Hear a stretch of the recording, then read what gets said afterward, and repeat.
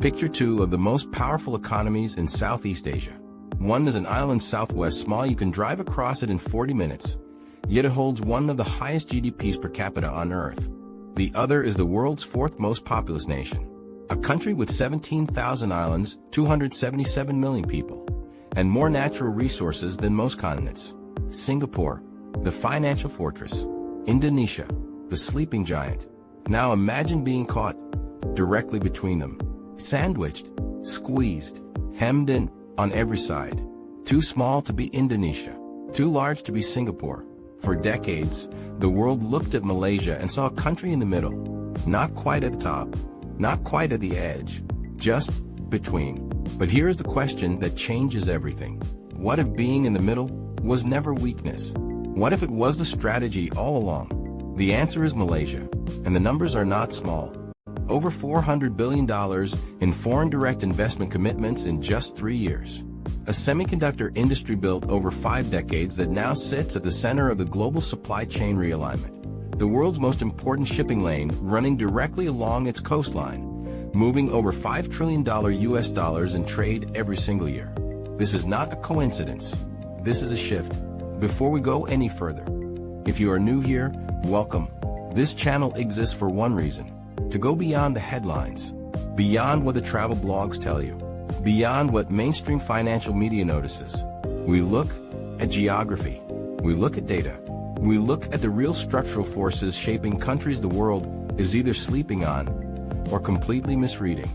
But wait, before we begin, please subscribe to ensure that you never miss out on any of my essential videos. Comment "I subscribe" below, and I will personally welcome you to our community. With that said, let's get started. For a long time, the narrative about Southeast Asia was simple. Singapore was the success story. Clean, efficient, wealthy, predictable. Indonesia was the potential. Enormous, resource-rich, chaotic, but impossible to ignore. And Malaysia sat in the commentary. Mentioned when convenient. Skipped when the story got interesting. The perception was never accurate, but it was persistent. And persistence in geopolitics does real damage. Because while analysts map Singapore's financial dominance and Indonesia's commodity boom, Malaysia was quietly doing something neither of them could. It was building a bridge, not a metaphorical bridge, a structural one, economically, geographically, institutionally, a country with the English language proficiency of a former British colony, the Islamic cultural credibility to trade with 1.8 billion Muslims, the infrastructure of a developed economy, and the cost base of a developing one.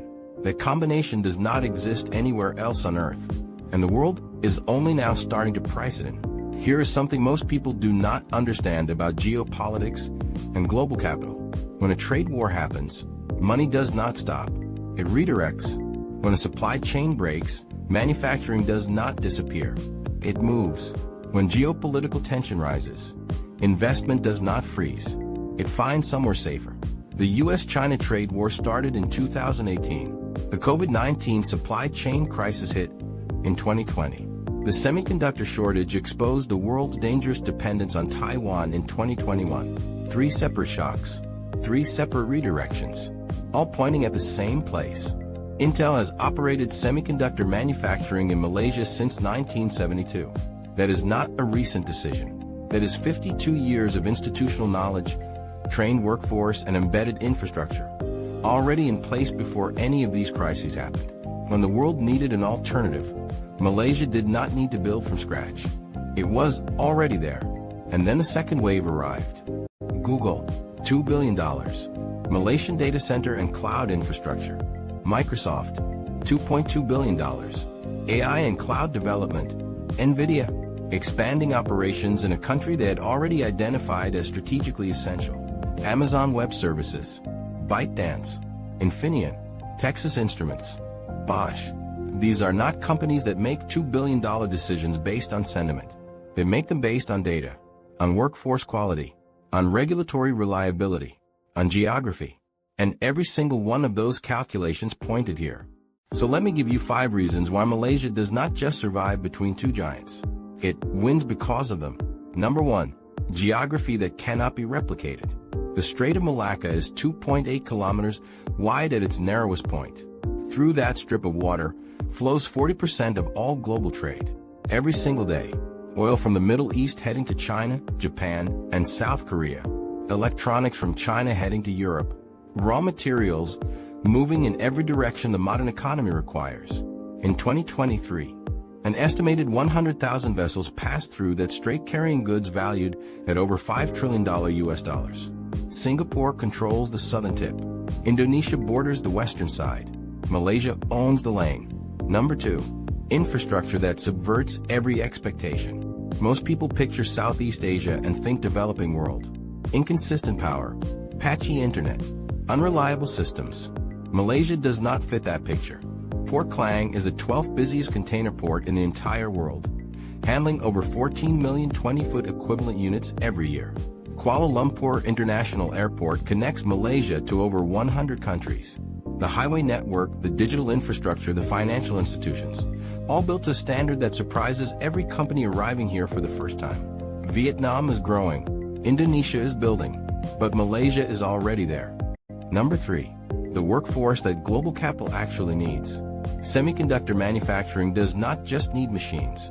It needs people who can run them. Malaysia has been training those people for half a century. The National Semiconductor Strategy has committed to developing 60,000 semiconductor engineers to meet the current demand surge. The Gear Up program has mobilized 11 billion ringgit into high-growth industries. English proficiency, technical training, political stability, institutional reliability.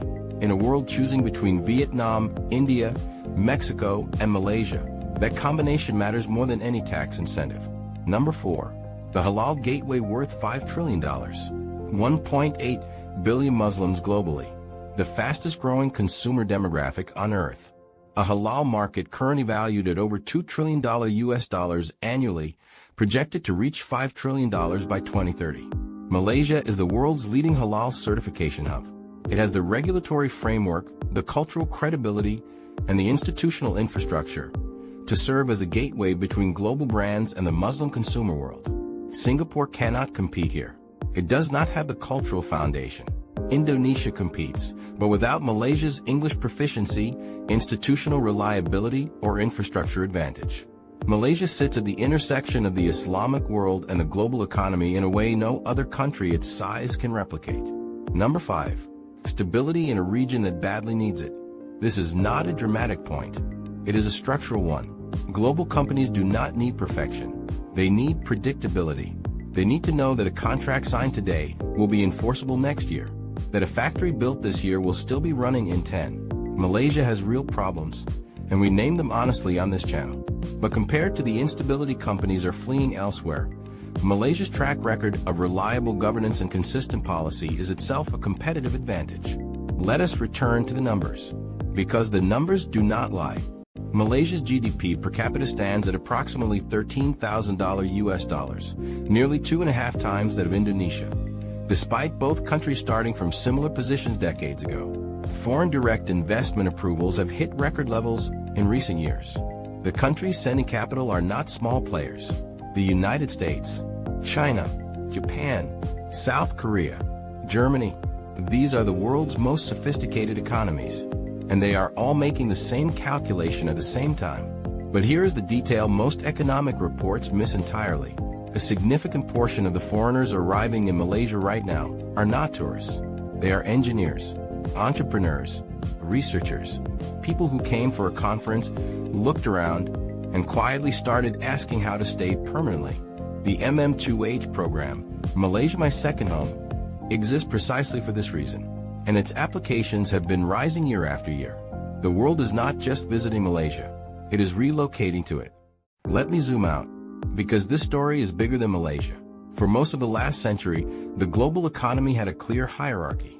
The West produced the ideas. Asia produced the goods. The developing world provided the raw materials. That hierarchy is breaking. The US-China trade war was not just about tariffs. It was about the world realizing that a global supply chain concentrated in one geography is a liability.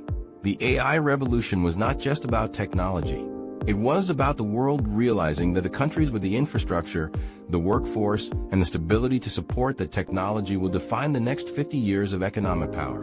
Southeast Asia is not rising as a consolation prize. It is rising as a genuine first choice. And within Southeast Asia, Malaysia holds a position that geography, history, and decades of deliberate policy have made almost impossible to replicate. The strait that connects the Indian Ocean to the Pacific. The workforce trained to build the chips that power every AI model running today. The cultural credibility to serve as the gateway to the world's fastest-growing consumer market. More geography, more infrastructure, more credibility, all in one country, all in one location, all at the same moment in history.